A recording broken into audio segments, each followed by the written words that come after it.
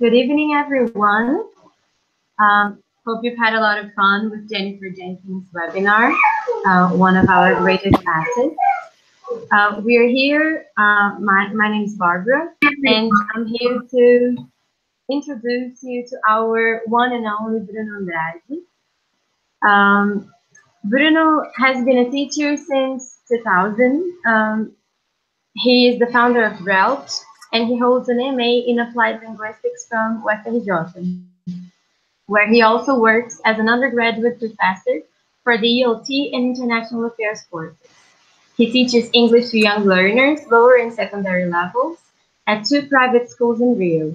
He is the public relations coordinator for the IATEFL Young Learners and Teenagers Special Interest Group.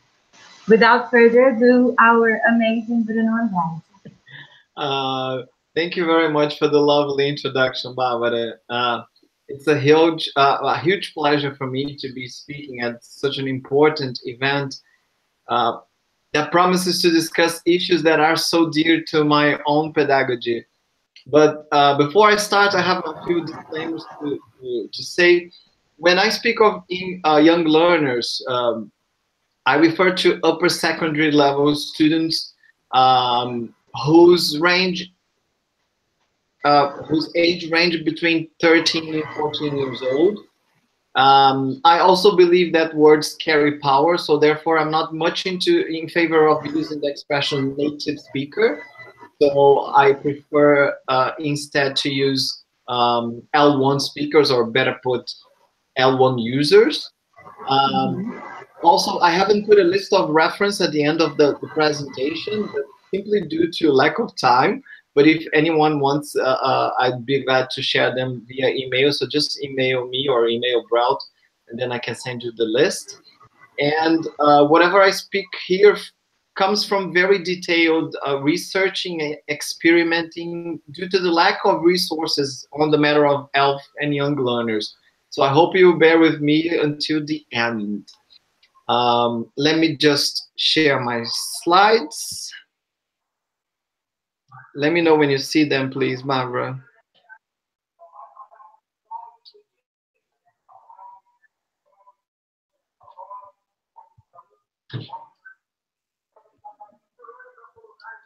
Can you see them? Barbara? Yes. Okay, great. So we live in a world that it is defined by an economical, political, and moral crisis by the narrowing of the gap between space and time. We live in times of redetermination of concepts like truth and identity, and many a times money, easy gain, privileges, and the maintenance of the status quo overcome humanistic and socialistic values. The digital world, one of the reasons for this shortening in distance between time and space, it is so engraved in the general public, so much so that Google's chairperson, Eric Schmidt, once said that the internet would disappear. So can you imagine how your life would change if the internet disappeared? But what he meant was that in a few years, the digital world would be part and parcel of the physical world, leaving therefore no space for us to feel the difference between them. So 2 words will become one. This postmodern and digital world is giving birth to an English language that not only allows people to be in contact with one another, but also to preserve the identities of those individuals who make use of it. This English has traveled the world, reached many nations, and it has undergone a series of processes of resignification of its own identity, starting from a national language to a colonial one, and from there to an imperial language, and most recently to a global lingua franca, leaving behind its highly idiosyncratic territorialism and culture. David Christo, in his book English as a Global Language from 2006, pointed out that the territorialization process that English has been going through allowed it to become a global language. However, according to Liberton in 2005, the dissemination of the English language in a planetary scale lies under a geopolitical view of it. Having in mind that no human endeavor is free from the universality of the dissemination of the English language, even terrorist organizations, mind you, we can all agree that this expansion may be harmful since it affects human categories that are at risk.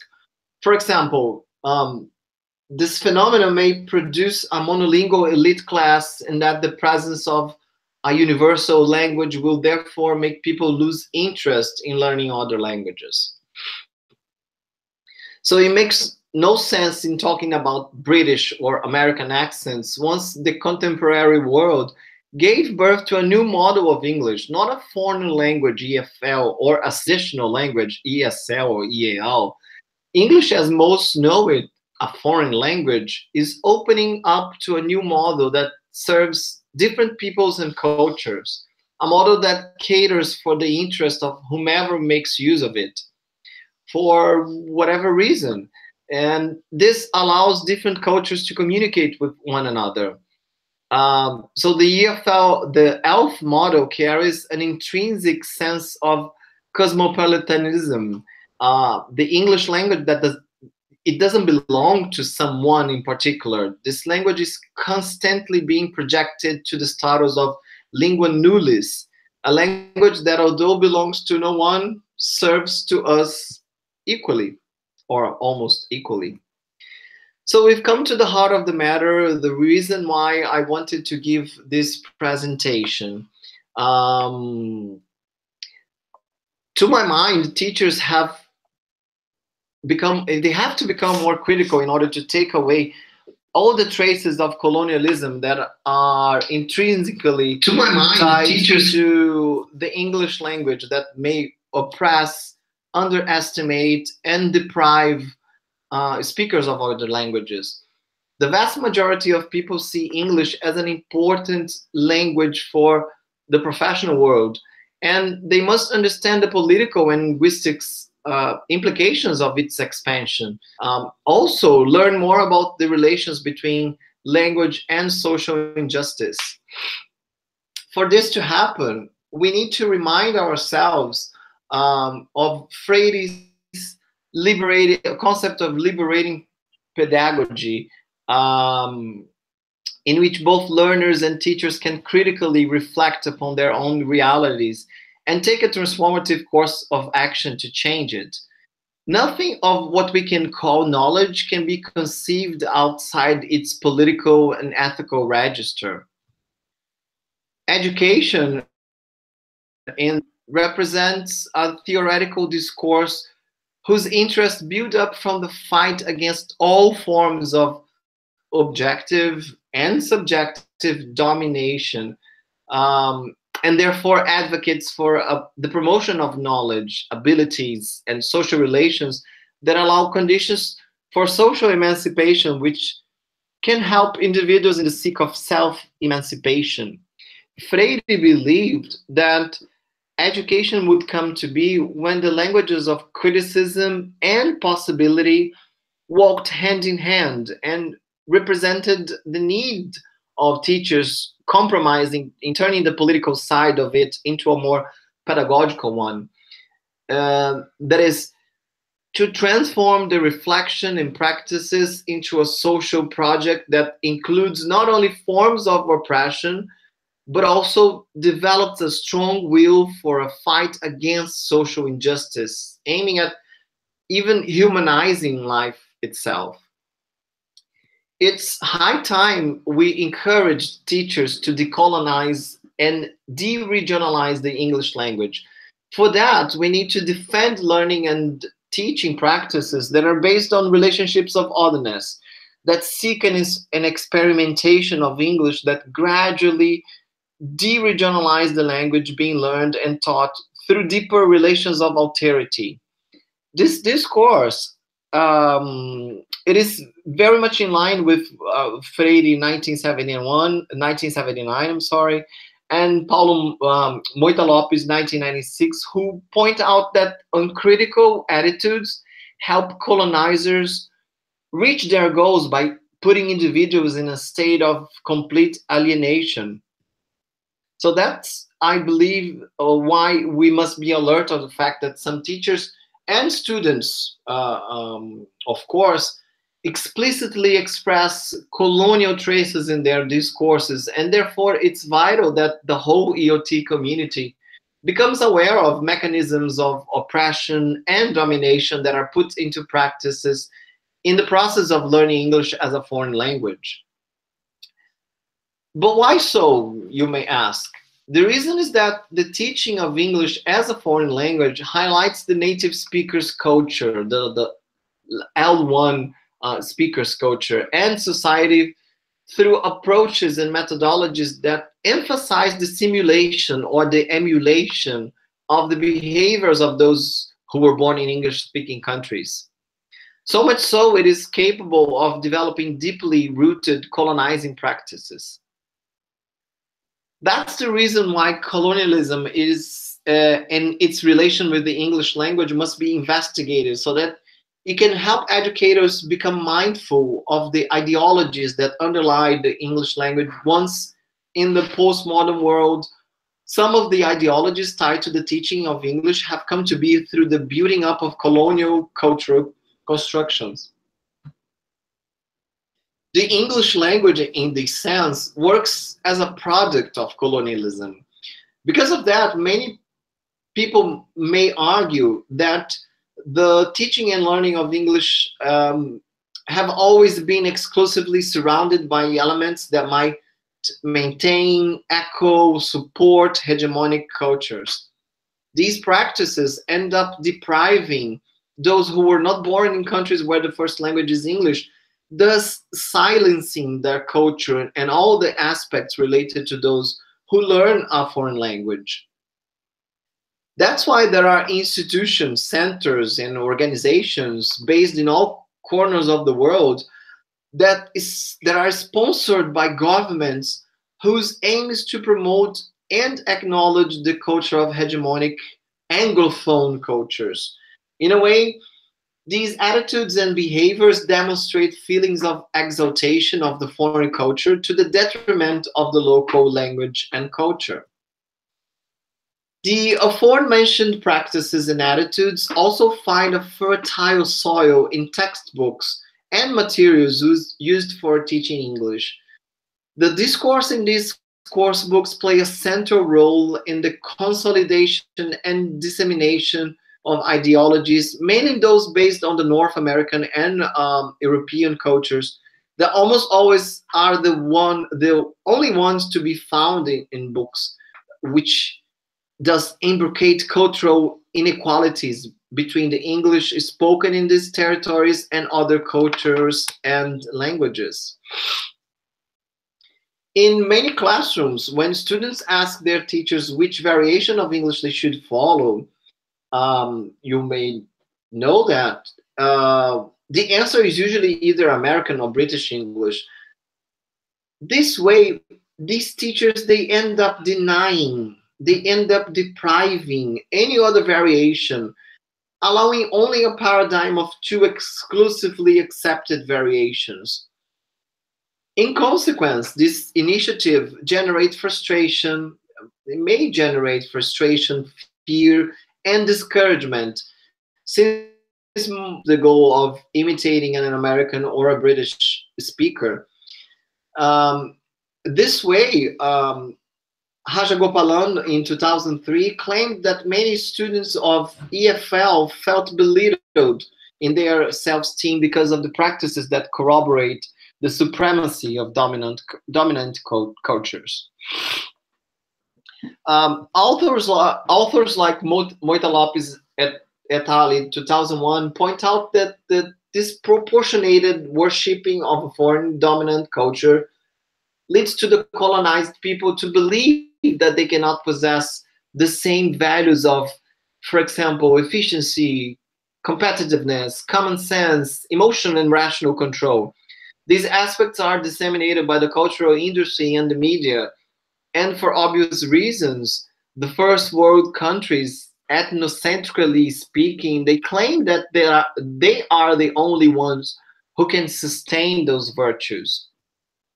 We can thus argue that what happens in an overtly exaggeration in trying to copy these practices and behaviors that come from the first world and take them as models of efficiency to be followed in the fields of technology, administration, music, fashion, they point to a clear alienation and discrediting of the learner's culture that somehow seem to be connected almost like an umbilical cord. Having said that, we can all agree that it's necessary for learners of English to understand the limits and consequences of this mimicry, especially our young learners, to my mind, because they may influence the way we shape and view the teaching of English language to future generations, for example. I hereby agree, totally agree, I might say, with Paulo Freire that the problem does not lie in the imitation of cultural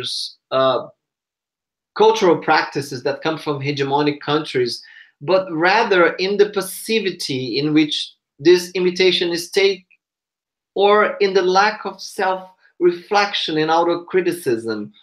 Therefore, we can conclude that an overvaluation of a foreign culture may lead to an imitation that lacks self-criticism, that helps individuals to doubt, disavow, renounce, and even disregard their own cultural identities. In modern times, teaching and learning English should promote practices that focus on cultures which highlight the identities and cultural aspects of each student by considering and building knowledge, values, and beliefs that these participants bring with them to the classroom. But not without a solid dialogue, between cultures, whether they be from English-speaking countries or not. Avoiding this dialogical perspective between cultures is as harmful as the total submission based on the reproduction of hegemonic values and practices. So when our young learners understand that the language works as not only as an instrument for communication or a code, but rather as one of the main identity traces of a nation, of a people, they are better able to acknowledge and share other cultures, since the way in which identities undergo the process of renegotiation and realignment is through the contact between individuals, peoples, and different cultures. In order to achieve that, it is necessary that young learners are taught English through the promotion of aspects that I consider vital, such as mutual respect, empathy, flexibility, interest, curiosity, openness, motivation, sense of humor, and tolerance regarding to what belongs to the learner's culture and to the foreigners as well. So this will transcend the limitations of a single notion of the world. It is relevant, therefore, to think of pedagogical practices that empower local young learners to appreciate their own culture, aiming at demystifying the cultural and linguistic hegemonic notion that comes from countries in which English is the official language. This way, teachers can promote practices that won't jeopardize the cultural identities of learners, but rather they reflect local necessities, especially of those socially marginalized individuals, so that they can use the language in the way they see fit. After this brief introduction towards the role that I believe in English as a lingua franca and a liberating pedagogy behind that, I have conducted a small research on this matter, and I'd like to discuss it with view. I have categorized the data into different clusters that allowed me to understand better how my young learners see the learning of English and its impacts on social and cultural issues.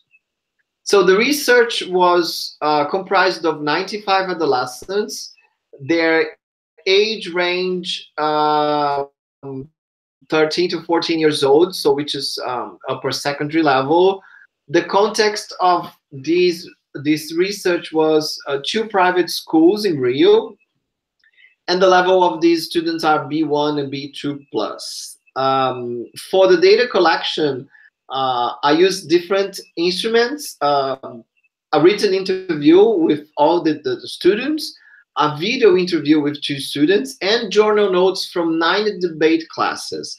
At the schools I work, at once a week, all my groups, they have a slot in which we can discuss topics that are to their that they want to discuss, or maybe things that I bring to the classroom. So I brought the issue of English language and social injustice and territorialism and so on and so forth. So one of the questions that I asked them was, is it important to speak English like a native speaker? A native English speaker? Why not? One of the students, she said, what is more important, to be understood or speak perfect English? I think the message the person wants to share is more important. And on the same note, Camila said, I think the ability to convey a message is crucial in the communication. So this puts an emphasis on intelligibility. Also, Manuela, when she said that at school we don't have the opportunity to practice the language with the native speaker, and Gabriel, when he said that according to native speakers this is not correct. So during one of the debates he was correcting a colleague, and he said that, which puts L1 individuals as authorities.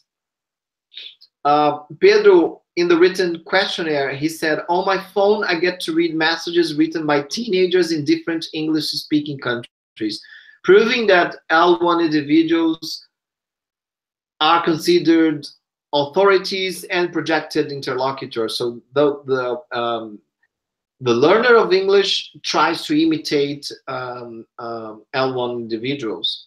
Also, Poliana, when she said, to improve speaking, we must listen to native speakers. So again, putting L1 individuals as superior users of the language. Another question that I asked was, what kind of English do you think should be learned in your country? Sophia, she said, I prefer the American accent, and there are students who prefer the British accent, which denounces England and the USA as linguistic goals. Marcus, he said, it doesn't matter the accent. In order to speak good English, we have to learn a variety of English that is grammatically correct. So during one of the debates classes, we talked about varieties of English, and to his mind, what it mattered was that whatever the variety you choose, it had to be like grammatically correct. So there was an emphasis on grammar. The other question that I asked was, in the course book we study, do you see any cultural aspects of your local culture? Is it important? Why not? Why or why not? If so, do you agree with the representation of your culture? Some students like Felipe and Cecilia, they try to acknowledge the local culture by saying, for example, it's difficult to think of it, but I guess it would turn the lessons into something more attractive if we could see some aspects of our culture like carnival, but we only see British and American cultural manifestations. And Cecilia, she said, if it's a book for Brazilian students, then it must contain aspects of the local culture. But if it's an international material, I think it's our case. So our book is designed for a global audience, not only the Brazilian, then it will be difficult to see representation of other cultures, which makes sense because she said during this debate class that it would be virtually impossible to encompass all the cultures from all the students that deal with that course book.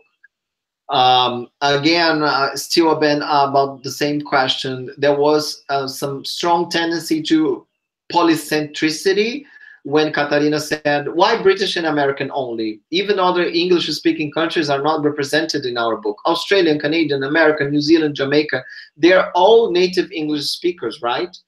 And showing some kind of transcultural competence. André said, knowledge about culture can help us improve our communication skills. So this was very interesting to hear a 14-year-old student saying that learning more about the culture of the language that you are learning can help you communicate better. So the other question that I made them was, is studying English abroad more effective than studying English in your own country? Again, there was a show of superiority of L1 users when Maria said, some people will never reach the native level in English if they don't study abroad. There was also a possibility of intercultural exchange. Sabrina said, I learned English in Brazil and I use it to communicate with Hispanic people in the US when we go to our summer house. And Mariana, during the video interview, she said that she's very much into Korean culture, Korean pop, Korean culture as a whole. And she said that I don't speak Korean and they don't speak Portuguese, so I had to find something that was easy for me, which is English. So denouncing that there is a strong will in terms of intercultural exchange, and this possibility will open to a better communication between students, right? The other question was, are L1 teachers better professionals than teachers from your country? And this is very, very interesting for us because this kind of discussion has been going on and on and on and on and at BrELT. And although some teachers realize that native speakerism is a myth, some of them still believe that they are inferior compared to native speakers, to L1 users. And so do the students, right? So Gael, he said, it is a fact that native teachers of English are preferred to non-native teachers of English. In Cora, she was like kind of neutral, but at the same time, she showed the superiority of L1 and unequal opportunities when she said that here at school it's not a big deal, but at my English course, many people prefer native speakers teachers.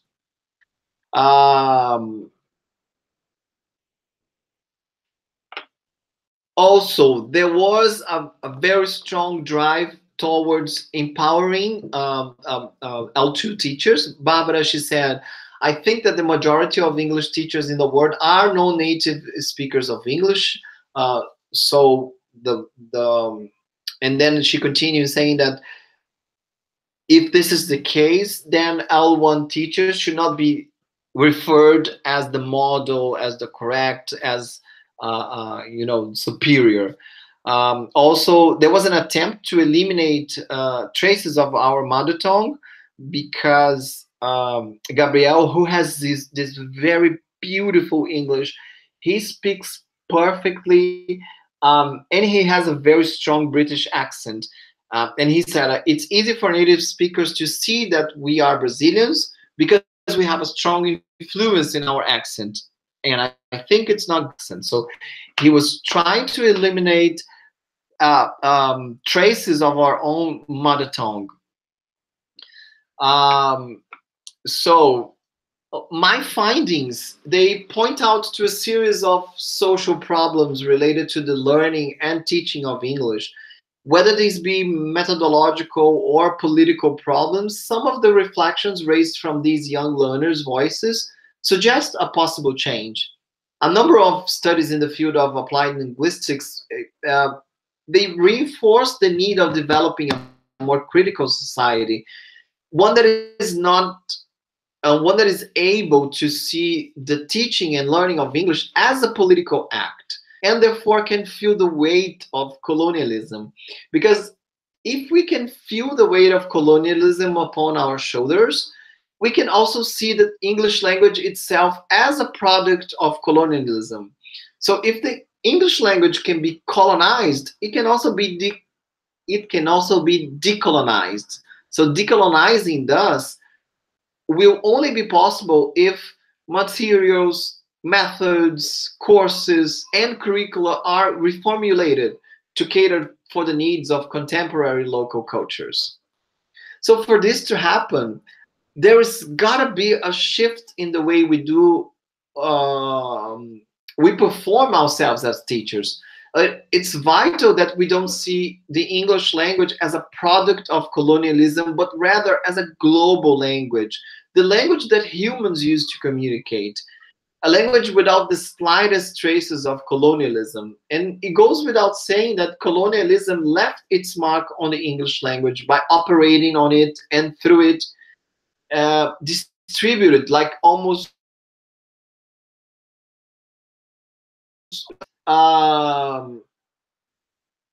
because it distributed and it legitimized the cultural capital of hegemonic countries.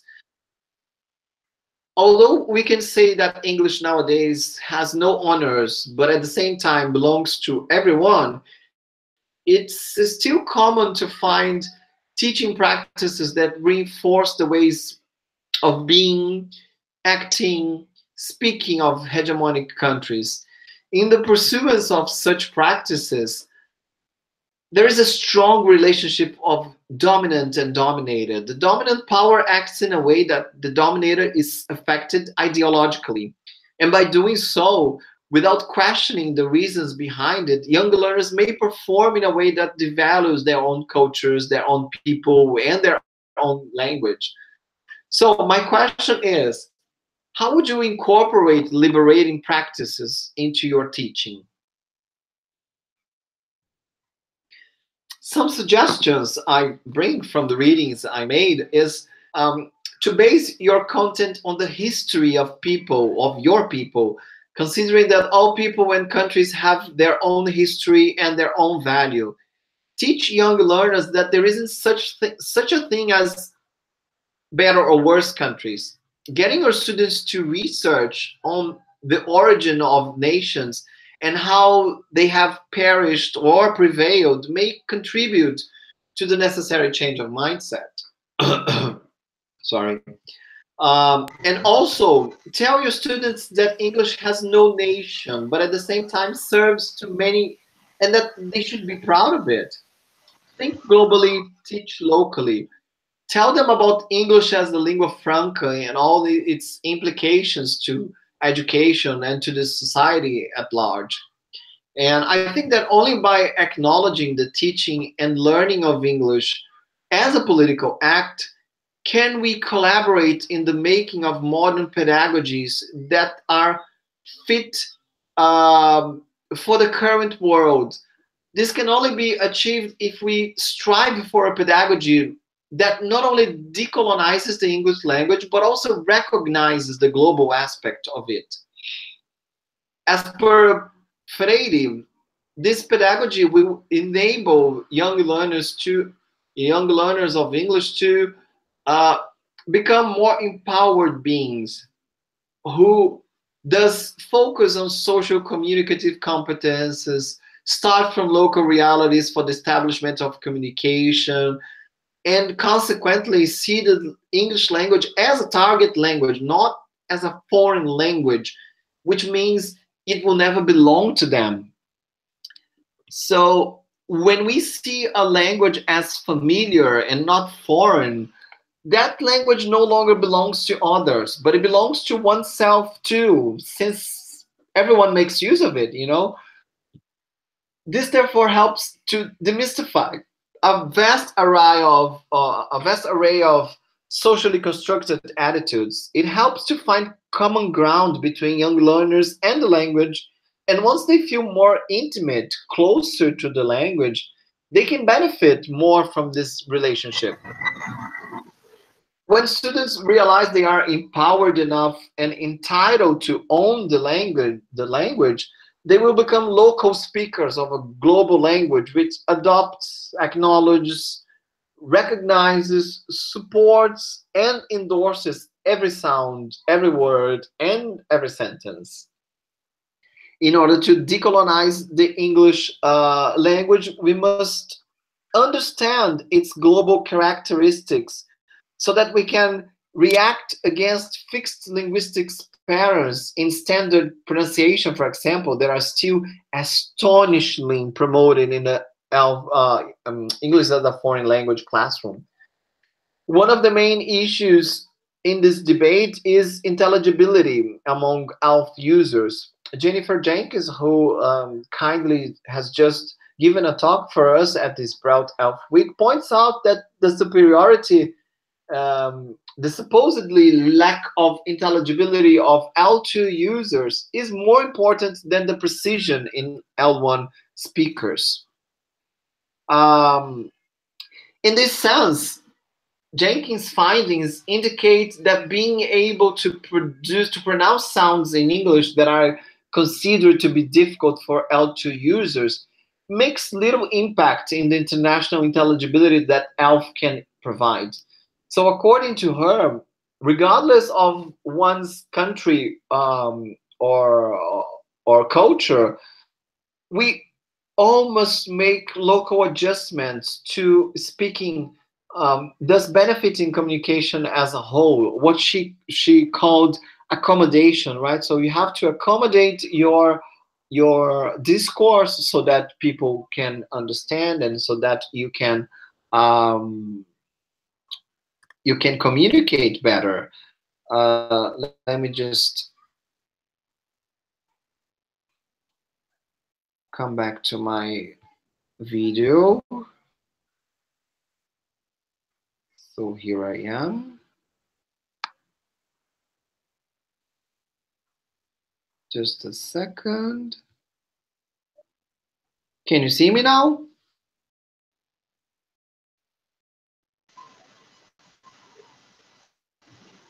Yes. Yes.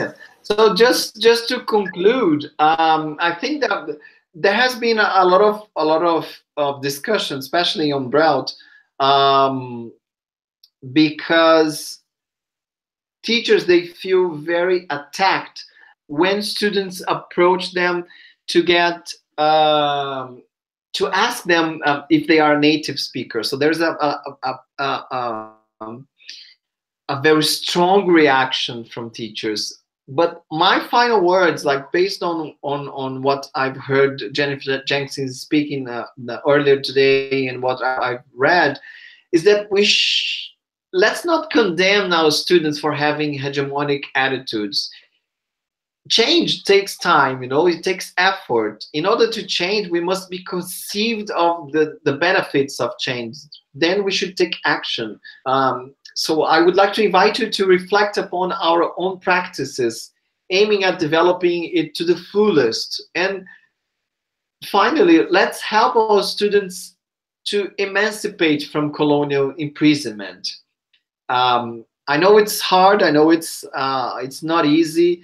It's a process that we are going through. It's not. I've heard today that this debate is dated, but for me, it will never be dated because it has to start with teachers, the ELT community, those who promote knowledge, so that it can be passed on to the learners. And as we talked earlier, English as a lingua franca is very much centered in academia. So we need to get theory and practice together so that we can finish this, so that we can end problems like social injustice and colonialism and imperialism and everything that a language brings to to a culture, right?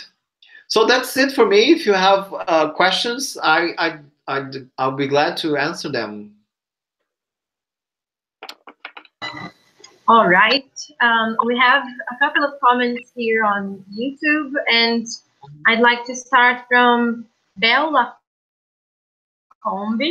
that a lot of the suggestions offered here are already taken into consideration by the BNCC.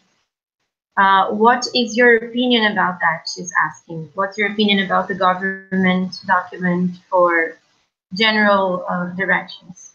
Yeah, Bill, I think it's an advance in education because it puts all students on the same ground, on the same level. So whatever one student learns here will be learned anywhere else in Brazil.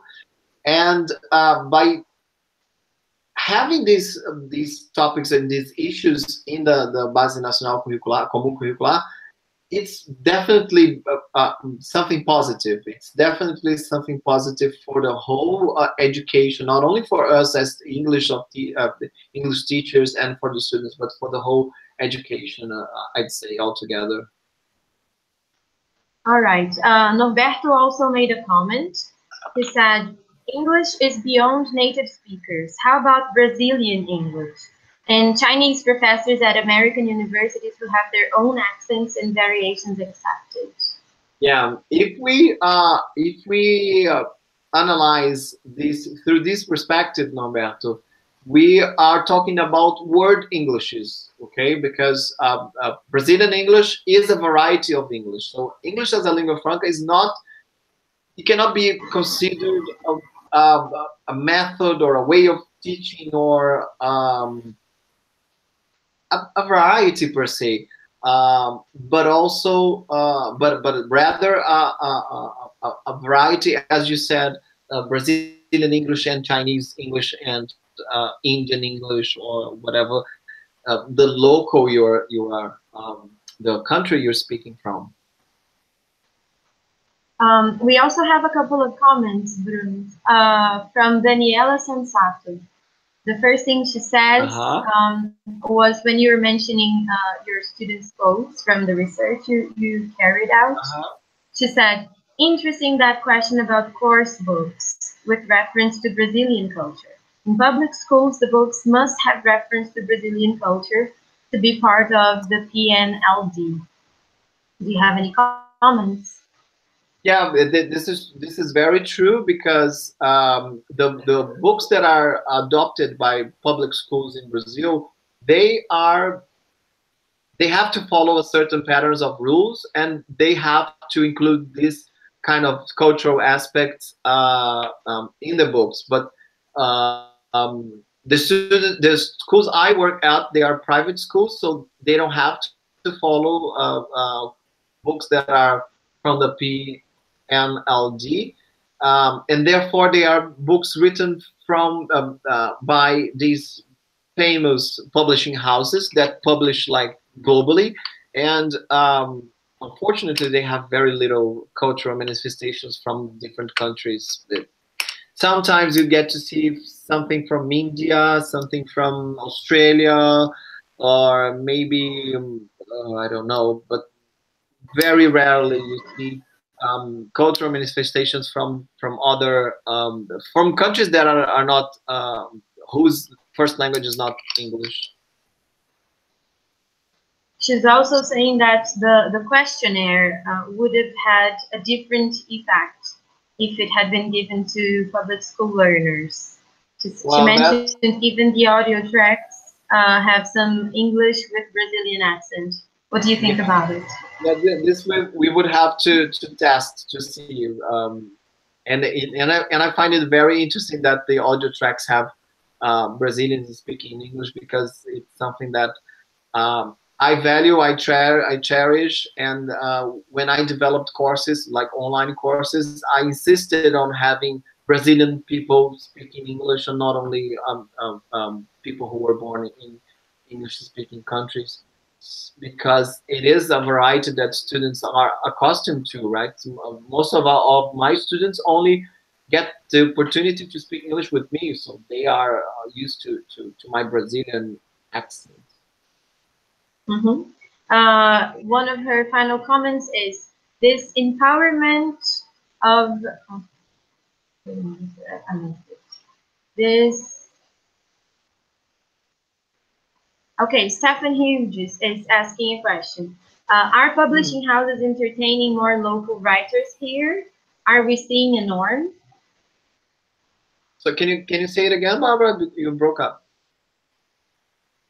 Are publishing houses entertaining more local writers here? Are we seeing a norm? It's a question from Stephen Hughes. If publishing houses are more local writers here, I'd say that uh, since a couple of years, it has been a change in the mindset, especially due to this enforcement that teachers make, not only to have themselves represented, because representativity is important in everywhere. So we get to see people like Luis Barros, who wrote a very good book. So, and he's Brazilian and he's amazing. So I think that there has been a change, a little bit of a change in this situation. But let's hope that there will be more, right? There are too few nowadays. We need more. Right, yes. There is another person whose name I can't figure out. It's an acronym. And the person is asking, are local publishing houses a synonym of more local writers? Well, that will definitely depend on the publishing house, right? But I think that um, if they fight for social justice, they should include local writers for certain. Right. Belle also has a final question here. She says, some PNLD books are offered for private schools. In your opinion, will private schools buy more PNDL books because they seem to be more in tune with the BNCC? Well, I really don't know. I really don't know. But from what I've heard from meetings at schools that discuss the BNCC, is that the BNCC establishes the minimum of knowledge or of content that should be taught to students. And it seems that private schools believe that they go beyond this minimum. So I don't think they will adopt PLD books. I really don't. I think we are done. People are still, but they are just saying that you're awesome, as we already know. Thanks for the feedback. It was very nice to be talking at this event. And stay tuned, right? There's more to come. There's more to come. And if you are in São Paulo in September, Barbara, where should they go? Cultura Inglesa Higienópolis. We're holding BrELT on the Road 2nd edition, and we hope to see everybody there. Yes, September the 7th. This is it. Thank you, Bruno, very much.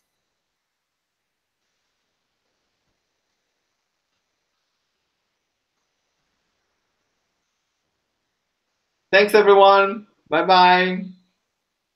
Thank you. Bye-bye.